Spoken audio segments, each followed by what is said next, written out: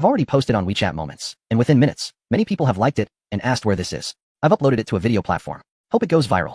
In the guitar case, no longer just a few scattered coins, more and more paper bills of varying denominations have begun to appear. And someone even quietly placed a noticeable red 100 yuan bill inside, expressing silent appreciation and support. After Song Jiaru finished her first song, encouraged by Su Yunzhou and under the expectant gaze of the audience, she picked up her guitar again and began to sing the second song. Ordinary Road. I once felt lost and disappointed, losing all direction, until I saw that being ordinary is the only answer.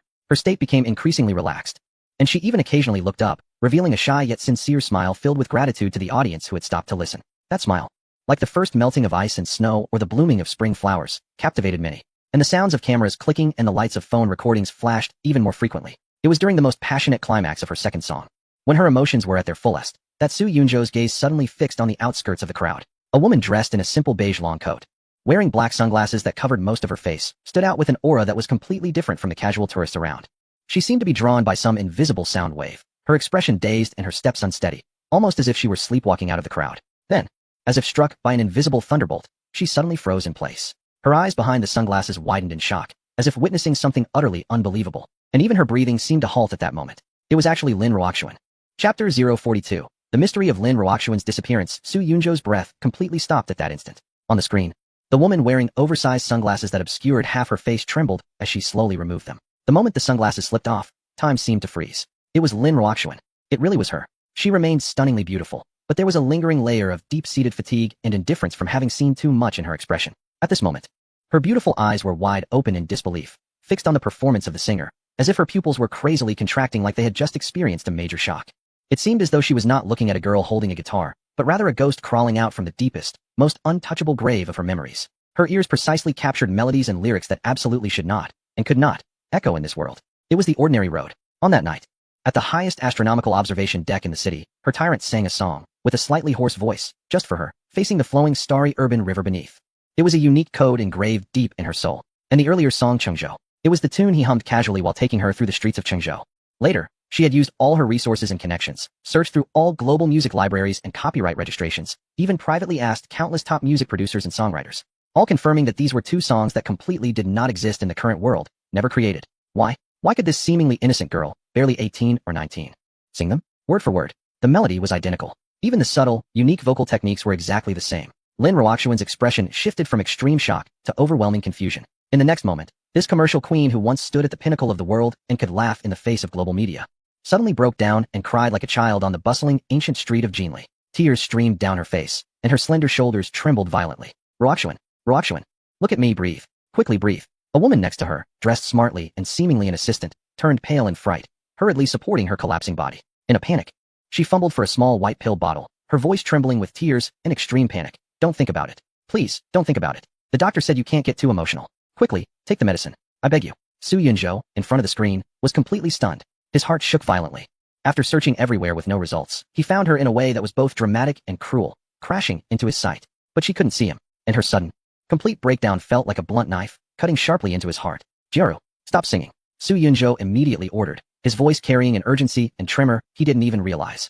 Quick, do you see that woman crying heavily? The one in the trench coat. That's Lin Ruoxuan. Go stop her. Ask her what's wrong. Hurry. Song Jiaru was startled by her brother's almost frantic shout, causing her song to come to an abrupt halt, though she didn't understand why. Her absolute obedience to her brother made her put down the guitar, without hesitation, and rush through the crowd. Miss Lin, what's wrong? Do you need help? Song Jiaru squeezed closer, watching the other person's curled up, pained figure, her voice trembling with tension. However, Lin Ruoxuan had already been dragged into the eye of a storm. With her world collapsing, she clutched her hair tightly, nails almost digging into her scalp, shaking violently, mumbling incoherently. It's not an illusion. This song only he knows. Only he. He existed, not something I imagined, not my second personality. I can't find it, nowhere. I've turned the world upside down. The female assistant struggled to support her while casting a mixed look of apology, caution, and desperate plea at Song Jiaru. I'm sorry, young lady. Thank you. But my friend's old illness has flared up. She can't be stimulated. We must leave immediately. Make way. Please stop filming. I beg you. With that, she almost exhausted all her strength, half carrying, half dragging the emotionally shattered Lin Ruoxuan into a quietly parked black car by the roadside. Song Jiaru chased a few steps, but was blocked by the crowd and flashing phone cameras, helplessly watching the car slip into the traffic like a shadow, disappearing into the night. Su Yunzhou felt a storm brewing in his heart. Lin Ruoxuan's fragmented, tearful words pierced through his understanding like ice picks. Not something I imagined, not my second personality. He understood everything. The lie he had concocted years ago, thinking it would help her let go, had not only failed to liberate her, but under her firm belief that he had truly existed, it had become a giant hand pushing her into a darker abyss. She might be diagnosed with severe delusions. She had been struggling alone in the gap between reality and illusion. No wonder she had retreated and vanished. She wasn't enjoying success, but fighting against the world's denial and her inner devastation. Her appearance in Changzhou today, in Jinli, was no coincidence. Su Yunju's heart tightened. She was retracing the paths they had walked together, desperately searching for any overlooked clues that proved he had existed, wanting to see where she had lost him. At 10 o'clock in the evening, the lights of Jinli gradually dimmed. Song Jiaru squatted on the ground, mechanically sorting the cash in her guitar case. 1,372 yuan and 50 cents. Far exceeding the level of an ordinary street performer, but this unexpected gain brought her no joy at that moment. She slung the guitar on her back and walked home, hesitating for a moment before softly asking the air, "Big brother, was that really the legendary Lin Ruoxuan just now?" Su Yunju's shadow walked silently beside her, and upon hearing this, he gently nodded. Song Jiaru bit her lip and cautiously continued to probe, with a girl's unique thread-pulling sensitivity. "The second personality she mentioned refers to you, right? And that song, she said only he has sung it. That he is also you, right?" Su Yunju's figure swayed slightly in the moonlight, and he nodded heavily again. Song Jiaru nodded thoughtfully, her expression a mix of bewilderment and a hint of heartache that seemed beyond her years. No wonder she achieved so much at such a young age. "It turns out it's because you, big brother, have been supporting her from behind." Her voice gradually lowered, tinged with an unmistakable fear and choked emotion. Suddenly, she looked up, tears rolling down her cheeks without warning, glistening softly in the moonlight. "Big brother, is it true that one day, after I complete all your tasks and become good enough, you will leave me just like you left her?" Chapter 043. The Rebirth of Bruce Lee. Su Yunzhou fell silent. The boundary between virtual and reality, the weight of promises and lies, felt so heavy at that moment that he found it hard to speak. After a long pause, just as Song Jiaru's heart began to sink, his voice finally broke the silence. "We will meet again in another time and space." He paused and reminded her. "Do you remember I told you before that once you become a great singer, there is something I need you to do?" Song Jiaru wiped her tears vigorously, her voice thick with emotion as she replied, "Yes, I remember. What is it? I want to know now." Su Yunzhou's gaze seemed to penetrate the screen, looking toward a distant future point, his voice clear and resolute. "You remember, on May 24th, 2025, you need to hold a concert in Binhai City, Jiangnan Province. I will be there." Song Jiaru was stunned, counting on her fingers and murmuring softly, 2025 is still nearly 13 years away. I'll be 31 by then. Suddenly, she lifted her head, a flicker of determination, even a rebellious defiance, crossing her eyes. "Big brother, I don't want to sing anymore." Su Yunzhou was taken aback, completely unprepared for her response. "Why?" Song Jiaru bit her lip hard, until it turned pale, then, with a choked voice, she almost shouted her deepest fear, "I understand now. Is it true that once I complete all the tasks you set, achieving your goals, you will disappear just like you did with Lin Ruoxuan?" Su Yunzhou's silence was the cruelest confirmation. Song Jiaru's tears flowed even more fiercely. She suddenly lowered her head, her shoulders shaking, and after a few seconds, when she looked up again, she forced a remarkably firm smile. Even with a hint of fierceness, "I'm sorry, big brother, forget what I just said." She took a deep breath, her gaze sharp as a drawn sword. "I will do my utmost. I will complete all your requirements at the fastest speed. I will become your most perfect work." Because she suddenly realized that if she didn't want her big brother to disappear and let him fail in his tasks, then could she still be considered human? Perhaps after completing the tasks, he would no longer be a wandering soul, and might even be reborn as a person, or attain enlightenment. He had done so much for her. How could she not help him? Suddenly, she seemed to have thought of a way to break the deadlock. Her tears turning into laughter, filled with vengeful courage and a hint of reckless innocence. She swung her fist at the air with determination, making a shocking vow. A concert in 2025, right? Just wait, big brother. It'll be my turn to face you then." Su Yunzhou held his forehead, caught between laughter and tears. "Where did you learn such fierce words, you girl?" However, before his teasing could finish, a few sticky, greasy laughs suddenly echoed from the shadow at the alley's entrance. "Hey, little flirt, can't wait to find a man. Here we are, big brothers. Come at me, haha. So proactive, looks like we're in for some fun today." This little voice sings sweetly, must be sweet when it calls out. And that face is so charming. Don't know how it grew like that. Third brother, why waste words with her? Just make a move and let the brothers check her out. Song Jiaru's heart sank sharply, realizing that in her excitement, she had unknowingly wandered into a dimly lit, secluded alley where few people passed by.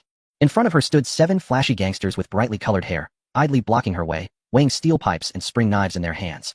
Their eyes roving over her sensitive spots like hungry wolves, filled with blatant lewdness and malice. It seemed they had been targeting her for a while, likely seeing her as prey during her singing. Song Jiaru's back slammed against the cold, damp brick wall, her small frame trembling uncontrollably, her stomach churning violently, making it hard to breathe. "Big brother, what should I do? There are so many of them, and they have knives. I can't handle this on my own." She screamed in her mind, her voice tinged with desperate sobs. "Don't be afraid, I'm here." Su Yunzhou's voice was as calm as a rock, but deep down, it suppressed a simmering volcano of anger. Almost instantaneously upon sensing danger, he quickly entered the game store. Ding! Consumed 1,000 points from the store. Successfully redeemed Super Kung Fu Master Experience card, 5 minutes. Consciousness synchronization request sent. Host Song Jiru has agreed. Synchronization begins. In what felt like the blink of an eye, Song Jiru experienced a peculiar sense of detachment, as if her soul had retreated to the background, becoming an observer. Meanwhile, her body was taken over by another consciousness that was calm, precise, and full of explosive power. Just as the gang member known as Third Brother, with yellowed teeth, was unbuckling his belt and reaching for her chest with a sinister grin, Song Jiru moved. The speed of her action was ghostly. A complete transformation from the timid girl she had been before. Her movements showed no signs of hesitation, flowing smoothly as if honed through countless trials.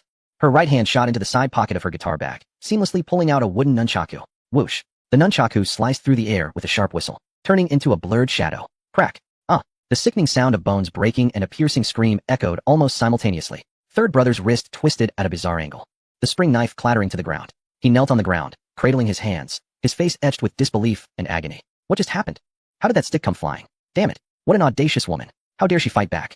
Break her hand. Beside him, a thug wielding a steel pipe was both shocked and furious. He swung the pipe down hard toward Song Jiru's waist. His face was twisted with cruel excitement, as if he could already envision her collapsing to the ground, helpless against them. However, Song Jiru merely shifted slightly, the steel pipe whistling past her hair and crashing into the wall, sending sparks flying. At the same time, her wrist flicked in an uncanny motion, and the nunchaku sprang back like a venomous snake, striking with precision against the attacker's temple. The thug's fierce expression froze in an instant, replaced by shock and blankness. His eyes rolled back as he collapsed to the ground, unconscious. Damn it, she's a tough one. Brothers, let's get her. There's no way we can't handle one woman with so many of us. Tie her up and deal with her. The remaining 5 were completely enraged by the swift counterattacks, their aggression overshadowing any hesitation. They brandished knives and steel pipes, lunging at her from different directions simultaneously. Their faces were a mix of anger and provocation, attempting to overwhelm her with their numbers. Facing the encirclement, Song Jiru, under the control of Su Yunju, remained calm and collected, her gaze steady. He fully utilized her 172 centimeters height and long limbs, making the nunchaku dance in a dazzling arc of death in the confined space, maximizing the advantage of mid-range attacks. Strikes, sweeps, jabs, and flicks. The movements were concise, efficient, and devoid of any flamboyance, each hit targeting the most painful and vulnerable joints and areas of the human body. Wrists, elbows, knees, shins. Chin. The nunchaku flew through the air, accompanied by a series of sickening cracks and the wails of the thugs. It was as if Bruce Lee had come back to life. These thugs were accustomed to bullying the meek, but they had never encountered such a display. This was far from the helpless little rabbit they had expected. It was clearly a humanoid Tyrannosaurus disguised as a beautiful girl. Chapter 044. King Zhou's approval. Damn it. Grab your weapons. Disfigure her. Ruin her. Let us see how arrogant she can be. The remaining 5 were completely infuriated. The glint of daggers and the whoosh of clubs forming a deadly web, closing in on Song Jiru from all angles. However, in the face of a super kung fu master's top-notch combat awareness, their movements were full of flaws, slow as slides in a projector. Song Jiru transformed into a dark knight warrior, combining strength and flexibility. Her legs whipped like whips, and the nunchaku struck like a dragon. Facing a thug charging at her with a knife, she didn't retreat. Instead, she leaned back almost parallel to the ground, her right leg coiling like a bowstring full of power. With an exceptionally fierce high side kick, she struck the thug's chin with a sound of breaking. Crack. A painful cracking sound echoed, and the thug didn't even make a sound as he was kicked back, crashing heavily against the wall and fainting. Her long legs traced a powerful arc in the air, the tight jeans accentuating every inch of her taut muscles. Meanwhile, the nunchaku in her hands didn't pause. With a swift strike, she hit the wrist of the attacker coming from the side, knocking the dagger away. Using the momentum, she executed a graceful spin, her ponytail sweeping through the air, while her left leg flicked back like a scorpion's tail.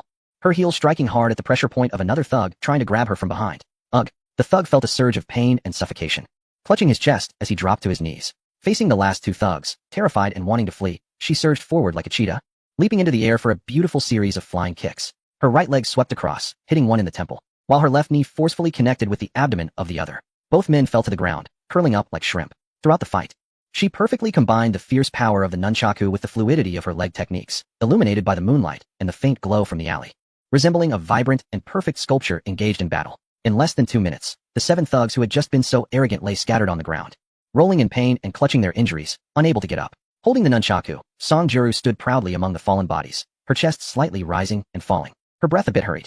Strands of damp hair clung to her flushed cheeks and long neck, adding a touch of post-battle allure and wildness. Sweat dripped down her defined jawline, landing on her delicate collarbone. Her clear almond-shaped eyes coldly scanned the debris on the ground, and she clearly uttered 4 words, too weak to fight. After speaking, she flicked her wrist, the nunchaku cutting through the air with precision as it smoothly returned to the side pocket of her guitar bag, her movements fluid and graceful. She didn't spare the groaning thugs another glance, as if she had merely disposed of a pile of garbage obstructing her path. With her guitar secured, she walked steadily out of the dim alley filled with painful moans, her tall figure merging into the warm and safe glow in the distance. In the instant the control returned, a wave of intense fatigue and muscle soreness washed over Song Juru. Her legs went weak, nearly collapsing to the ground. And she quickly supported herself against a nearby lamppost, her heart pounding fiercely in her chest, almost leaping out. There was a strong sense of lingering fear from the close call, mixed with an indescribable exhilaration from breaking free of all constraints. The feeling of wielding power and effortlessly taking down the villains was truly shocking. Big brother, you're amazing. I felt like a legendary heroine from a Hong Kong martial arts film just now. So cool and awesome. She excitedly shouted in her heart, her voice still trembling. Su Yunzhou's voice carried a hint of barely perceptible admiration. It's your athleticism and reaction speed that are exceptional. I merely helped bring out the power hidden within you.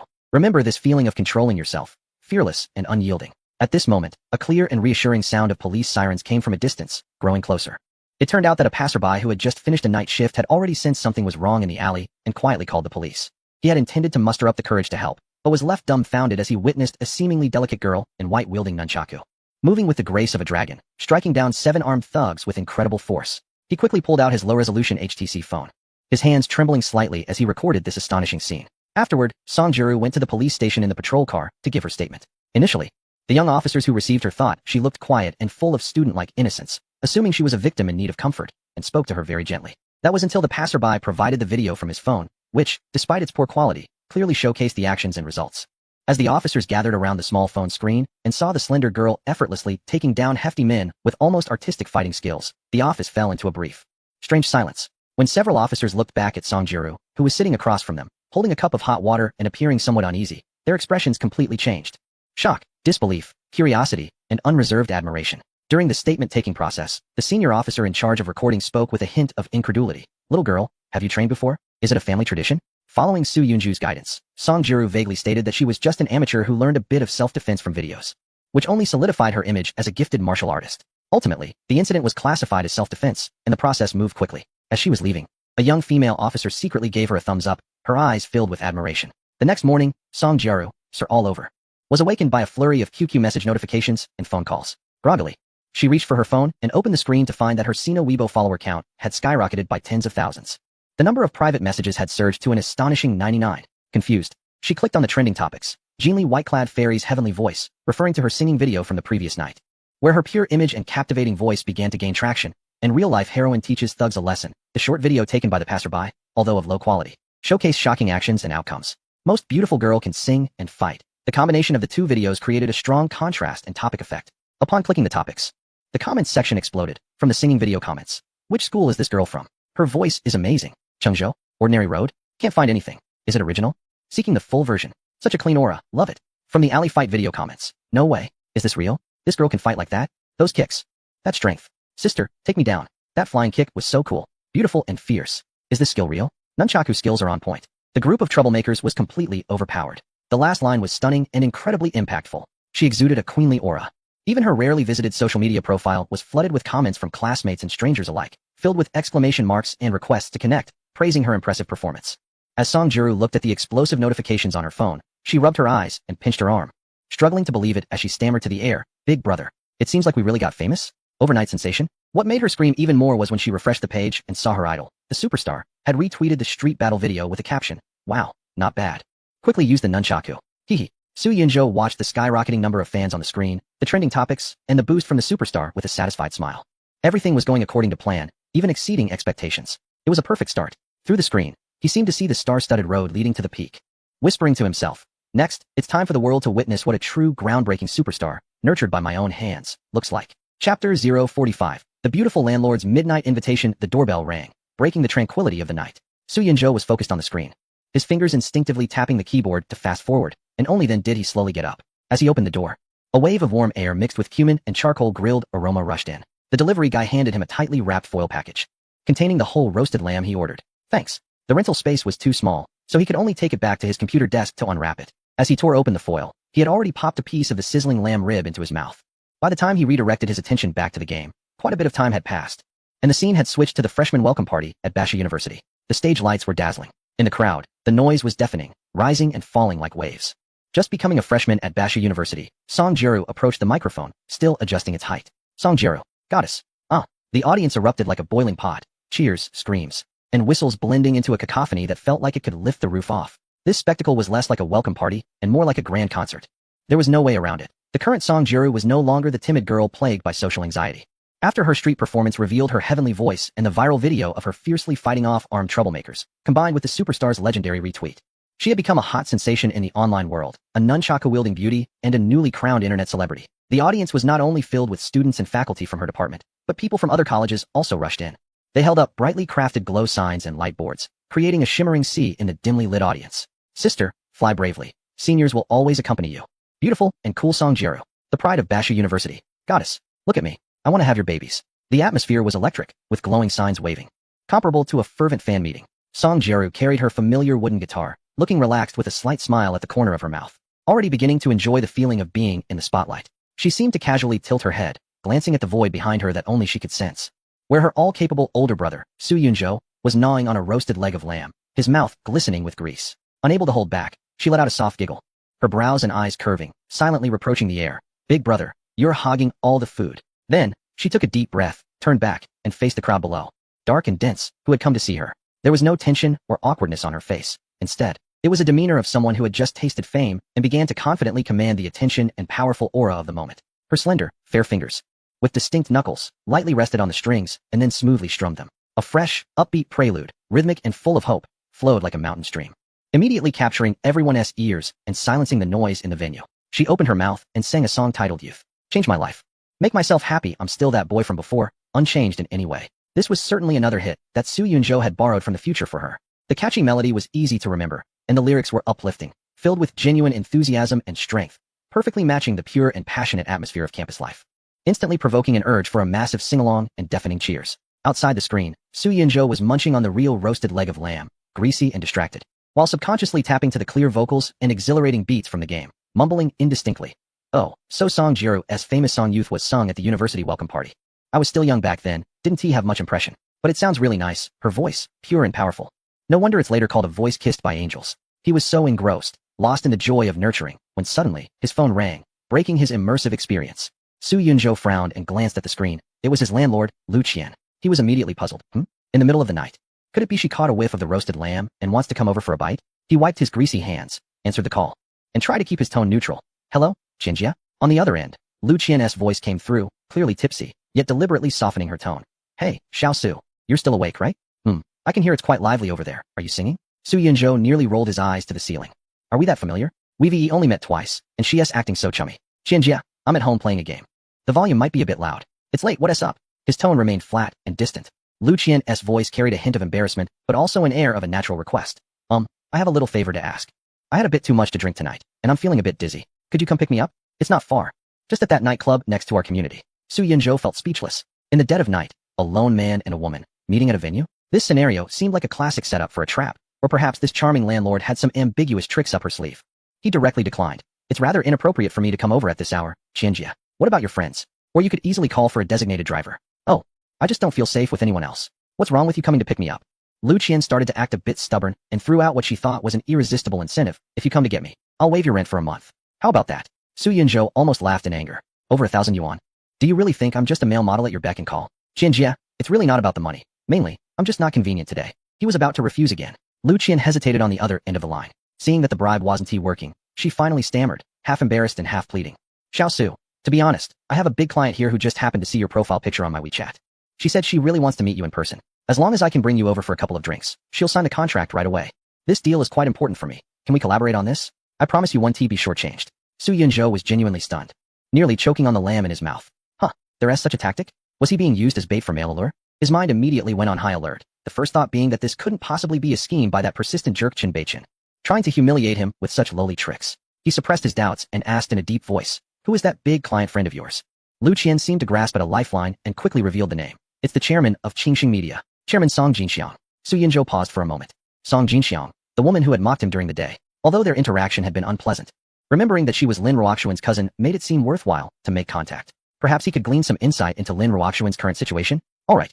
Su Yunjo made a decision. Send me the specific address and box number. I'll head over shortly. At the Night Color KTV, inside a private room, Lu Qian put down her phone, wearing a flattering smile, and cautiously addressed the imposing Song Jinxiang, who sat at the main seat of the sofa. Chairman Song. My friend has agreed to come over shortly. Song Jinxiang swirled the amber liquid in her glass, and upon hearing this, merely nodded slightly. Her exquisitely cold and beautiful face showing no discernible emotion. She turned her head and casually instructed her waiting assistant beside her. Have the waiter open 4 more bottles of Ace of Spades. Inside the private room, the lighting was dim and ambiguous. The music flowed lazily. Yet there was an underlying sense of tension, like a storm approaching. Chapter 046, Lin Ruoxuan's First Love? Half an hour later, Su Yunzhou arrived at the brightly lit lobby of Night Color, only to find Lu Qian already waiting there. At 29, she was in the prime of womanhood. Her face slightly flushed, and while her eyes should have been full of charm, they were currently mixed with obvious anxiety. As soon as she saw Su Yunzhou, she quickly walked up to him, almost whispering into his ear with a hint of apology. Xiao Su, you finally made it. The more I think about it, the more something feels off. Just now, when President Song mentioned your name inside, her gaze and tone were a bit strange. I'm worried she might not be very friendly towards you tonight. Sigh, I'm sorry for putting you in a tough spot tonight. Please just go along with her. Don't offend her. Consider it a favor for me. I'll definitely make it up to you later. As she spoke, her eyes were filled with pleading, and she instinctively reached for Su Yunzhua's arm. Seeing her look of both eagerness and fear of causing trouble, Su Yunzhua couldn't help but chuckle, tugging at the corner of his mouth. Of course she doesn't like me. He paused, remembering how he had just rejected her proposal earlier in her company. What? Lu Qian's eyes widened in shock, her expression of concern instantly replaced by disbelief. She looked at the handsome and tall Su Yunzhua, her mind struggling to process the information. My goodness, so my tenant's clientele is at such a level? That kind of woman like Song Jinxian would actually take the initiative to support him? This was no longer the charming young man she thought he was. He was practically the king of his domain. I was even thinking of using a few hundred in rent to control him. What a shame. Su Yunzhua ignored her astonishment and accompanied the anxious Lu Qian into the dimly lit private room. Inside, 4 fashionable young women were seated, and at the center, elegantly swirling a glass, was the powerful Song Jinxian from earlier. She lifted her gaze, locking eyes with Su Yunzhua with a smile that was neither here nor there, her lips curling with a faint sneer. Su Yunzhua met her gaze calmly and smiled. President Song, I didn't expect to see you again so soon. Song Jinxuan's red lips curled slightly, letting out a cold chuckle. Mr. Su, it seems you're not as principled as you claimed earlier. Any woman can call you out of your home at this hour? Su Yunzhua recognized her sarcasm regarding his earlier rejection but remained unbothered, instead playing along with a hint of probing. Yeah, I regret it now. President Song, I wonder if there is still an opportunity for that job? The sarcasm on Song Jinxuan's face intensified, as if she were looking at a discounted item from last season. It's too late. The other party has already made it clear they're not interested in you. You're out. Su Yunzhua was taken aback. What does that mean? If the person was Lin Ruoxuan, the one who was looking for a system father, how could she suddenly lose interest in him? He frowned impressed. May I ask? President Song, who is the other party you're referring to? Song Jinxian merely smiled, her eyes glinting with amusement as if enjoying his anxiety, without answering. Su Yunzhua's mind raced, and he bluntly pointed out, is it your cousin Lin? Only then did Song Jinxian look at him properly. A flicker of hardly noticeable surprise in her eyes. You're not as dull as you seem. Su Yunzhua felt his mind was in a tangled mess. In reality, Lin Ruoxuan's attitude is completely different from that of the obsessed Lin Ruoxuan in the game. If they were truly 2 different people, how could the other one know him? What exactly does she take him for? He didn't want to play guessing games anymore. He had to get to the bottom of it today. Can you tell me why she was interested in me before? Song Jinxian pointed her chin at the newly opened bottle of Ace of Spades on the table and said commandingly, chug a bottle, and I'll tell you. Su Yunzhua looked at the champagne bottle priced at 88.88, with a capacity of 1.5 liters and an alcohol content of about 12. It was a task he could accomplish, but it would be far from pleasant. Gritting his teeth, he stopped wasting words, picked up the cold, heavy bottle, and tilted his head back to drink. Gulp gulp. The spicy yet sweet bubbles violently hit his throat and esophagus. And under the surprised and amused gazes of all the women in the private room, he downed the entire bottle in one go. Thud. The empty bottle landed heavily on the coffee table. He wiped the wine stains from the corner of his mouth and looked sharply at Song Jinxian. Miss Song, can we talk now? Song Jinxian fixed her gaze on his eyes and said word by word, because her first love when she was young. The man who left a deep impression on her, yet ultimately disappeared, looks almost exactly like you. Her previous trivial interest in you was merely seeing you as a cheap substitute for that man. And now, she has awakened and is tired of it. Su Yunzhua almost laughed out loud upon hearing this. Lin Ruoxuan's first love? Looks exactly like me. Isn't that me? Wow, I've become my own substitute. What kind of nested substitute literature plot is this? He suppressed the absurdity and asked, have you seen that person? Song Jinxian smiled, her smile carrying a sense of superiority. Of course, I've seen him. His photo is still hanging in my cousin's room. Su Yunzhua furrowed his brow. A photo?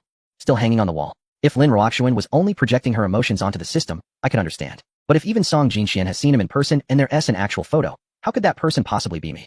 Is there some connection between the game and reality that I completely don't understand? Or is Song Jinxian lying? The alcohol began to take effect, and his thoughts tangled like a ball of yarn, becoming increasingly chaotic.